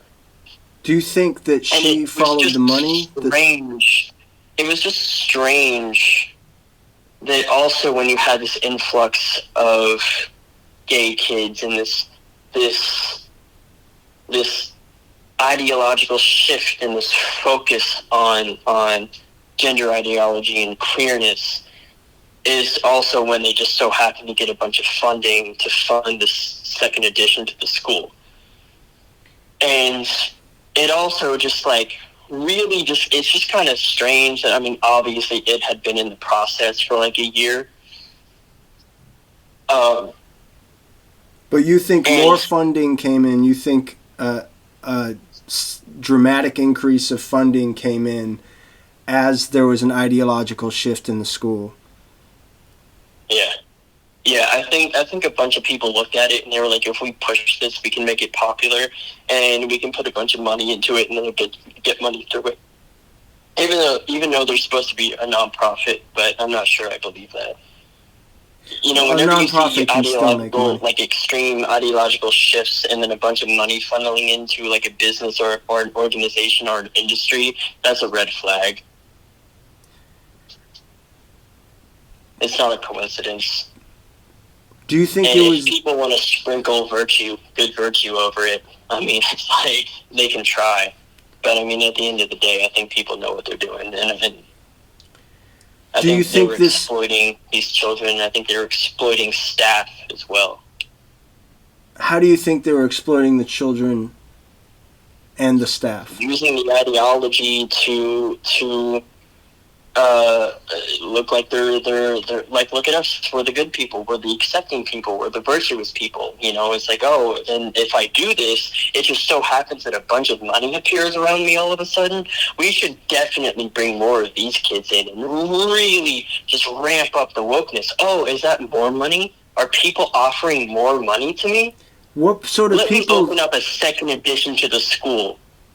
How do you think that the ideology was exploiting the staff? Because they were pushing the staff to push this ideology. You mentioned that some of the teachers left. Well, because you can't, if you're a counselor and you want to do the responsible thing, right, it's like you're going to look at some of these kids and you're going to be like, what is this non-binary thing really all about? You're probably not going to ask it like that, but... like, as a professional person working in mental health, like, that should be asked. You know, you should be like, you should not just jump in and accept something that does not make sense, that already very confused children are trying to make sense of. You know, it's like, it already doesn't make any sense. These kids are already confused. It's not, there's no integrity in, like, pretending, right? It's like, you are doing harm. You think those counselors were coerced by the atmosphere of the school, the pro... Yeah. Because it's like, oh, Lord Jesus, God forbid one of the counselors ever asked a question like that. What would you leave the audience with in considering this burgeoning trend of transitioning teenagers? Think, reflect, talk to people, all kinds of people. Even if you hate them, even if you don't like them, even if you especially if you disagree with them. If you disagree with them and you don't like them and they make you feel uncomfortable, that is more of a reason to sit down and talk with that person. That's very talk to people. Go outside. Go outside. Seriously, go talk to people. Have experiences. You said to me before you agreed to do this interview that you thought conversations in real life, one-on-one with people, could be revolutionary, particularly if they were in front of people who were caught in this ideology. Yeah. We just describe that, and let's end with that. Describe what you think about that and how that would play out. I think you've probably done it. So I was in class one time, and the teacher had played this video, and it was like Comp 1 or something, and so it was just your... college? Yeah, it was Comp 1, so it was like your just basic classes, like, oh, this is how you write an essay properly in MLA format, how you structure it. And I believe it was what kind of essay was it? It was argumentative essay or something, I believe. And she had played a video, and the video was like, I won't get into detail, but it used racism and how this like black man thought that he was being oppressed, and his white college roommate didn't understand that. And it's like, even though in the situation in the video, it's like the white dude and the black dude were playing video games together, they were in the same dorm together, going to the same school together, and in the scenario, even the professor helped the black student write the essay about white privilege. And I'm like, that makes no sense, because you're a black man in the same dorm with a white man, playing the same video game together, getting along, going to the same university, and your professors are helping you write the essay. That doesn't make any fucking sense. And because I go to a Christian college, and I went to this college, I specifically chose this college because I didn't want that kind of ideology forced down my throat. And so when the video ended, I said, this is a problem. And I mentioned it to the whole class. I told the professor in the moment right afterwards. And I had a black friend next to me, black friend behind me, Hispanic female friends on the left side. And there was only, besides the professor, there was only one other white person in there, and she just didn't say anything the whole time, and everyone else was black and Hispanic. And some of the like younger black kids in the back started disagreeing with me, but my two black friends, the one on my right and the one behind me, were agreeing with me.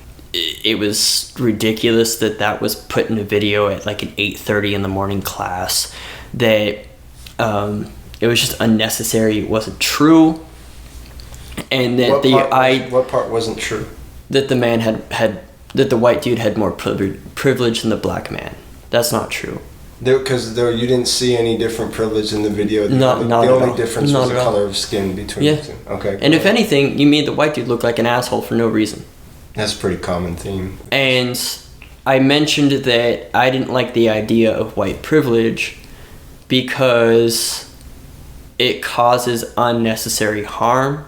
The conversation in the classroom was causing unnecessary tension and conflict. It's almost that's the purpose. And I had black friends agreeing with me. And then the teacher said, well, you're not black, so you don't understand. And in my head, I'm like, I am white presenting, mostly. But I'm also like, not necessarily like 100% white. Like, I'm not fucking blonde with blue eyes and shit. And my family comes from I'm not gonna say because I don't want to give out too much information. Okay, but you personally don't think you come from privilege? I don't, because my family came here in like the 20s, and they were all like they weren't considered white at the time, and they were hardworking, and they helped build this country, and they received no special privilege at all. They were just grateful that they were able to come to America. So it's like, my family didn't have it as bad as black people did 200-300 years ago, or even like 70 years ago. But my family didn't have it like as easy as, you know, your slave owning descendants. Right. Like, my family's no, you know, Colonel Sanders Kentucky Fried Chicken. Right. You know? And you're lumped into this category of people who are economically privileged by inheritance. Yeah, and I'm like, what do you mean I don't understand? And this professor. That's part of the ideology too, isn't it? You can't understand. You can't even have an opinion. And it's like, professor, you're an old woman who, like, I can tell by how pretentious you're speaking to me right now, and the fact that you just assumed something about me tells me that you have no experience in the world. That all you do is grade papers and go home and bake cookies. And then, like, later on in the class, like a couple classes later, with the black friend behind me that agreed with me, we really like Abba and Preach, him and I, which are two black comedians, and we had quoted this like saying that ABBA was sort of running with for a while in his comedy, in unison at the same time, laughing about it, right? And it was the part where ABBA's like this is a sickness, it is deviant, and therefore we don't want it. And it's really funny when you hear him say it. And him and I, in unison, quoted black humor together, a white man and a black man, and laughed over it and bonded over it. And that's what I consider equality. That's what I consider being anti-racist or whatever.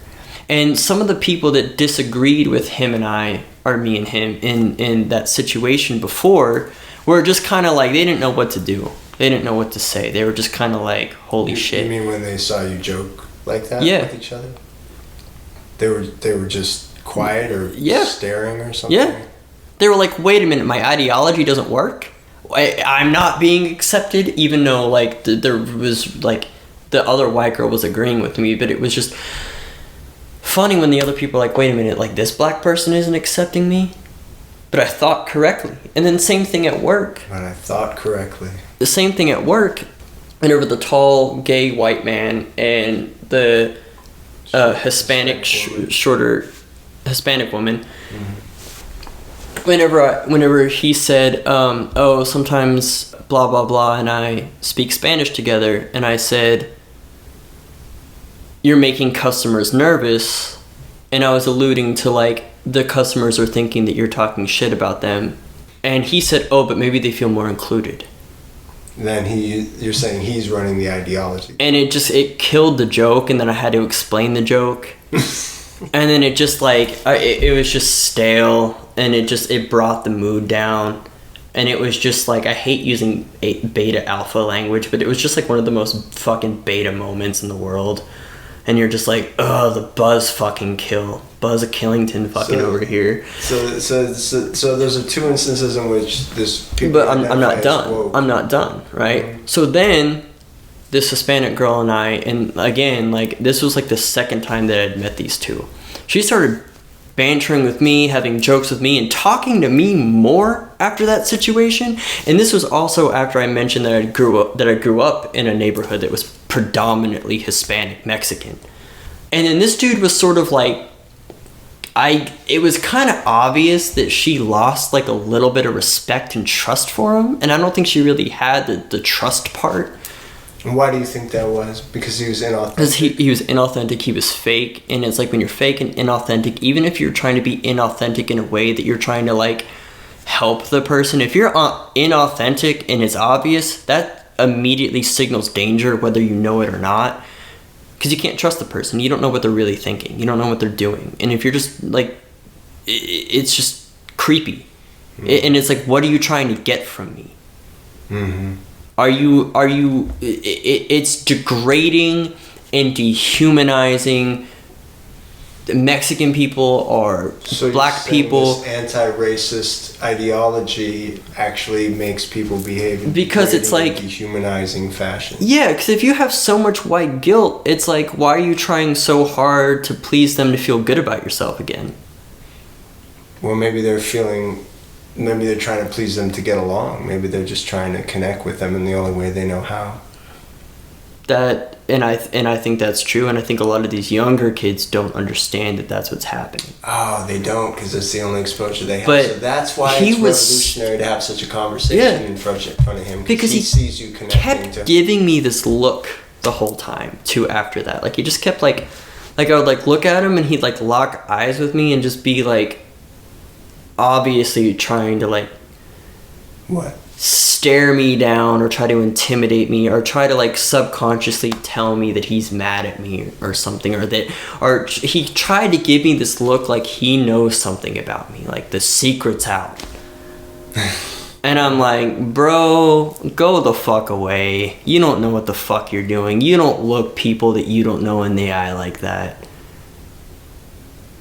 So what do you want those kids to do? Think. Be authentic. Stop trying to gain so much approval from everybody. Develop a skill. Gain some true confidence. Go draw, go play guitar, go skateboard, go do something. And this is something that Jordan Peterson talks about. It's like go do something dangerous, right? Go have true experiences, man. For real. Because it's like, if you're a black person and you walk into a coffee shop and it's a bunch of white people and they're just obviously trying really hard to be super nice to you, and it's just like obvious that they're trying too hard, and they're like, oh no, like, I'm so sorry for being white. I'm so sorry for being racist. I'm so sorry for... You're just being fake, overly nice. Imagine how, first of all, it's condescending. Yeah. And just imagine how uncomfortable that would be. When you have that air about you that you're getting down on your knees and kissing somebody's feet, when you're just like a black woman trying to order a fucking latte, like imagine how exhausting and condescending and just uncomfortable that is. It's like, bro, it's like if you want equality, just like say hi, how's it going? What can I get for you today? Oh, vanilla latte, awesome, great. That's gonna be, $5. Can I get a name for that order? Thank you so much, we'll have that right out for you. And then you make the latte and you give it to her and you say, awesome, like have a nice day. That's equality, bitch. Well, I got fired from the coffee shop. This is an unplanned addendum to Anonymous Conversation number 1. I'm calling for the second time my interviewee to fill in some details that have recently been added to his story. Very recently, is that correct? When did this happen? Yeah, I mean, this is like literally 24 hours and 5 minutes. So less than a week after you and I interviewed, you had an experience at work that I'll just let you describe. Alright, so, that job that I was working at, that coffee shop job, I got fired from that yesterday. You got fired from the cafe you were talking about telling jokes at with your coworkers? Yes. So start from the beginning. And Alright, so, came into work, just a normal day, worked my shift. The manager came in, and, she's pretty cool, she's pretty chill. And then this, a plumber sort of dude came in, and then, the big manager came in, one of the main managers for the entire company. And I thought he was there because, they were installing some new water heater or something. And so I was just going about my day. 20 minutes before my shift ended, I was, called sort of, out of the little, cafe area into, another lounge area that's connected to the same building. And the manager sat down, and the big manager sat down, and he told me, well, this isn't on a positive note. And I kind of, already knew, that I was going to be fired, but I was expecting to lose my job based off of, not being able to work enough hours because of, classes and stuff, which is fine. I wouldn't have been upset about that necessarily. But he's like, so this is your last day with us. And I was just like, what did I do? He's like, so you don't fit our culture, and we have an inclusive environment. And I was like, so hold on. Some conversation you had, somebody got offended. Or not offended. He said that due to a conversation I had, somebody felt uncomfortable. And I was like, what did I say? What are you talking about? What conversation and, what did I say? And he refused to tell me what I said. They could not tell me. And I'm like, dude, can you give me hints? Can you give me a clue? And he's like, people just felt uncomfortable with a conversation. Could he tell you what people? People are person. And he kept, sort of switching from, people to person, right? And I'm like, so I'm just completely confused. And I was just like, well, I don't really talk about, sort of political things that you're not really supposed to talk about at work. But he just refused to tell me what I did wrong. And I didn't do anything wrong, I don't think. I didn't say, I've never said anything at this job that is like would be out there enough or like strong enough or detailed enough to get fired for. So I've been fired for saying something before. They told me exactly what I was fired for, the exact word, what phone call I was on, to what prospective donor I was speaking when I used that word. When you do something wrong, they can tell you what you did wrong. Yeah. So it seems like he's conveniently hiding behind, here it is again, behind the need or the priority or the value of protecting others. Is that right? Is he protecting whatever employee or employees? Yes. Did he say that to you?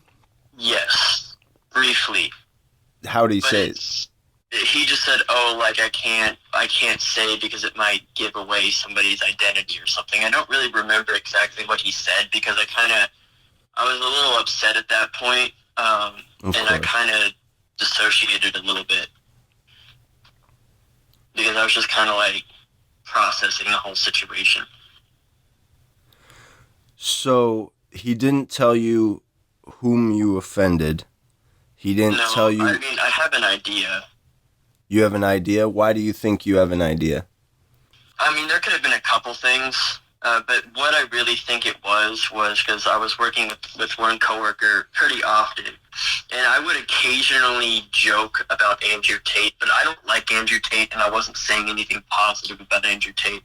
Is it bad? Is it bad to say positive things about Andrew Tate? I mean, yeah. I mean, I can say positive things about Andrew Tate. I don't hate him entirely. I just feel like that's a conversation for another time. And then I made a joke and I said, "Oh, I took the Jordan Peterson route instead," right? Which is a joke, which is also true. It's a true joke. And I am not also the only person there that has mentioned positive things about Jordan Peterson before. Right. And this person that I've been working with often just said, and it is a trans male, by the way, a trans male that rejects any semblance of masculinity, which is interesting and strange. And he was just like, "Oh, Jordan Peterson's an awful person too." And I just stopped talking about it at that point. Obviously, but I wasn't even really talking about it. I was just making a joke. Well, that's too bad. I believe that's what it was. That's what it was. So help me narrow this down. What it was that you made a joke that you went the Jordan Peterson route. I assume that meaning the more educated, clinical psychology focused route towards like the more sophisticated developing oneself route, rather than Andrew Tate's like sped up realpolitik, make money however you can route. And so he knew you were talking about these two figures that are considered anti-left, and he said Jordan Peterson's an awful person. Yes. Not even, I don't really like him too much, or, we think differently. It was just immediately like, he's an awful person. And I think that is kind of the thing that did it.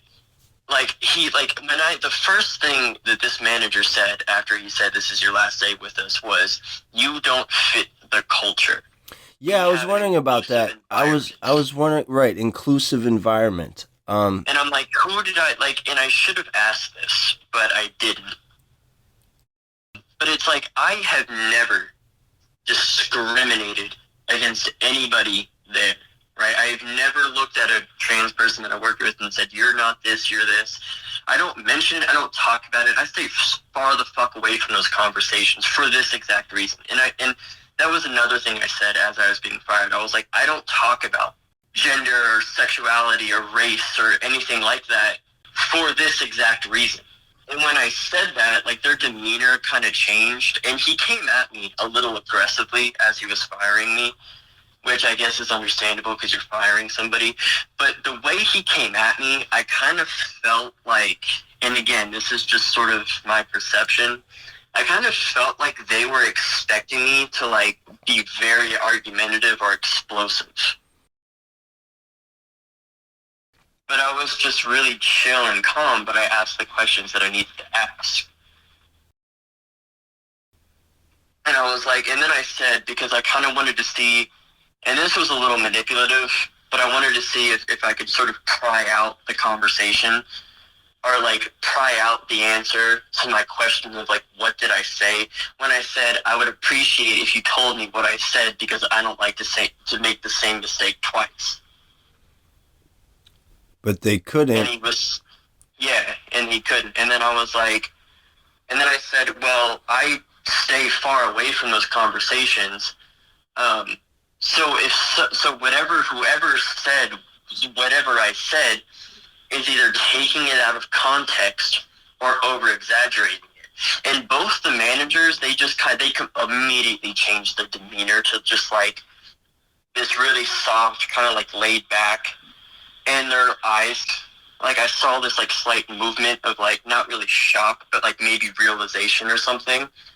When I said I was either taken out of context or it's over exaggerated, like they realized that they just kind of like unnecessarily fired me and did something wrong, or they could have handled it in a lot better way.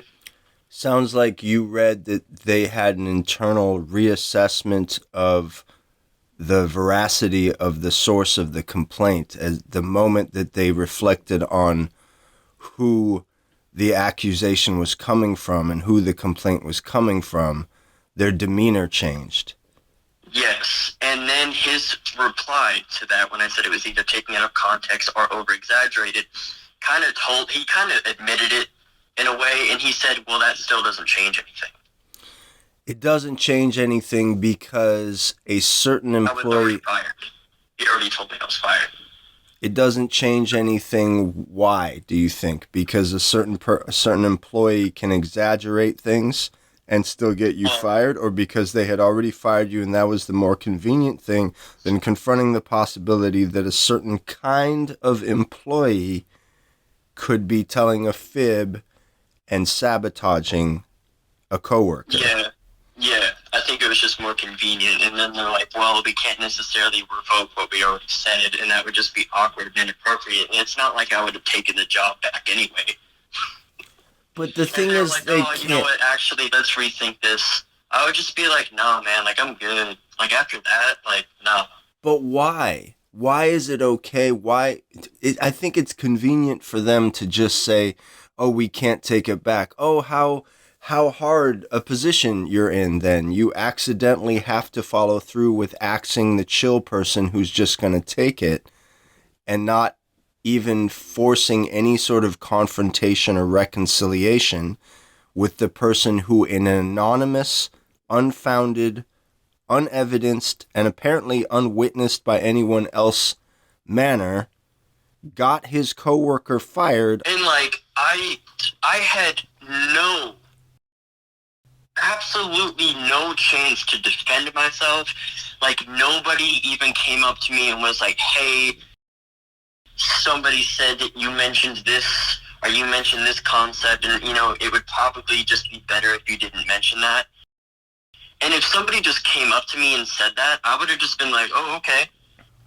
And I just wouldn't have ever mentioned it again.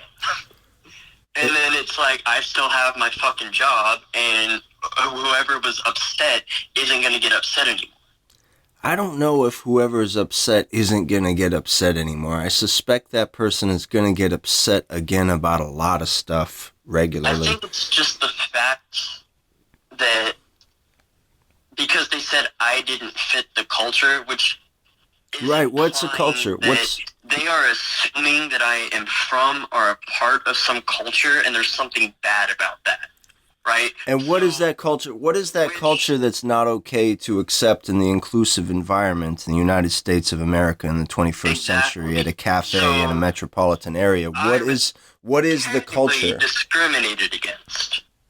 And they said so. They said so overtly. Yeah. They were basically saying, well, you're a straight white conservative male, and that means that you're dangerous. Eventually, like, I was just like, all right, and they tried to get me to sign this paper, and when I asked him, I'm like, what am I signing? He's like, oh, this is just a paper acknowledging that we had this conversation. He's like, you don't have to sign it. And I sat there for a second, and I just said, what's the point? Put the pen down, got up, took this sigh. It's like this just sigh of like annoyance. And the other manager that was female, that wasn't the big manager, but was for the manager for this, like the GM for this shop specifically, I think she wasn't really on board with the decision. I don't know, I can't tell, because she said, and it was not even like it was on purpose, it was almost like it slipped out accidentally, but she said, I'm sorry, like as I was walking away. It's almost like everyone's held captive to a certain subculture's high-handed, hypocritical bully pulpit. Yeah, and it's like cry bully, you know? You said there was another encounter at your cafe where someone had poured beans into where different kind of beans was supposed to go for espresso. Yes, and so that was actually partly my fault, right? So nobody mentioned the type of the roast of bean that we had in one of our espresso hoppers. Okay, but skip all the details. The wrong kind of bean. So there was 2 different kinds of espresso beans poured into the hopper, right? And they were not mixed up; they were layered on top of each other, right? So it was like dark roast and then like a light roast, let's just say. And I was there, and I was with the coworker who I'm pretty sure is the one who sabotaged me. And he's also the trans male that rejects all semblances of masculinity. And when we realized that there were 2 separate beans in this hopper, he had like this mini anxiety attack, overreacted to the situation, and started like messaging the managers on this like messaging app, and was like messaging this problem to the whole team.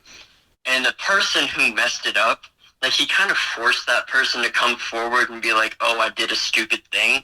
But as he was like messaging all the managers and like the group team chat, I got a scooper and like a measuring cup that wasn't being used. And in 6 scoops, I solved the problem. Right. And there was just no need. It's like if you are being hired to be a barista, you're being hired to be put in a certain position, right? You are being trusted to be able to handle situations like that without getting the managers involved. Like, that's not the manager's job to fix that problem. That is our job. Nobody needs to know about it. You don't need to humiliate a coworker in front of everybody, and you don't need to get the managers in an uproar when it takes 6 scoops to solve a problem. So you think that this is the type of person who would undermine a coworker and who would get the managers involved? Yeah, because this person is obviously incredibly weak emotionally, morally. And do you say that they're narcissistic? Okay. Do you say that he is weak emotionally and morally for the same reason? I assume you're saying he's weak emotionally. You're criticizing a rejection of masculinity, and you're criticizing this person for being morally weak. And you seem to be tying... In this person's head, being feminine or being a woman is weak, and that person's, and she's going to be oppressed. Right? You can't do that because you're weak. But then you can't be masculine because then you're being toxic. Right. So what kind of like hellish sort of like conundrum are you putting yourself in? Why the hell does somebody like that, like, why do they have so much power to affect somebody else's life so drastically? And why do like, that? I mean, I'm Gucci. Like, losing this job isn't like hurt. Like, I'm not like gonna like starve or anything. I can get another job, another coffee shop job in a fucking week. I pretty much already have in less than 24 hours. But the fact that you can this be happens to people all over the fucking country and all over the world, man. Like, people who are in like big positions, people who can't lose their job. What if you were just by yourself working, right? You have no family to help you out. You know, it's like maybe you're just trying to get to a point where you're building up some savings, you're trying to learn how to be responsible with money, and then like somebody like that just fucks you into the ground. There is an ideology that is suppressing speech and making everyone walk on, I say minefields. People say eggshells, but it's very clear that you can be canceled and very deeply financially harmed and have your career sabotaged. And if you've already established yourself, have your career destroyed and your name destroyed, while people who are more sheltered and of certain demographic groups will tell you very honestly that they believe that cancel culture doesn't exist, that it's a made-up thing, that it's fragility or paranoia on the part of the people complaining about it. And there isn't much complaint about it because, well, the people who would complain about it are scared of what it does to people. It is something I noticed last night. I was like looking over some of the ways that I look at things, and I'm like, I'm actually way more fucking liberal than like I kind of thought I was recently. I'm like, I'm pro free speech, which is liberating because people can be able to speak their minds. It's fundamental. It's a fundamental liberal value. It's a fundamental liberal value, and most people have forgotten liberal values. I'm very pro 2A, right? That's very liberating people to be able to defend themselves. Right? Like, a lot of the things, I'm conservative because I want to conserve certain laws or certain values or constitutional rights, but a lot of those ideas are rooted in liberalism. My fucking question is, who the hell is this even benefiting? Who is this benefiting? It's not benefiting the person who's crying and whining, because at the end of the day, you're still crying and whining, and you're probably even weaker than you were before you complained to the manager.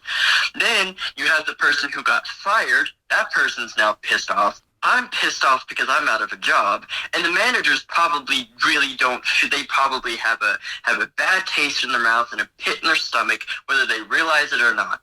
Because they're held to be a part of that.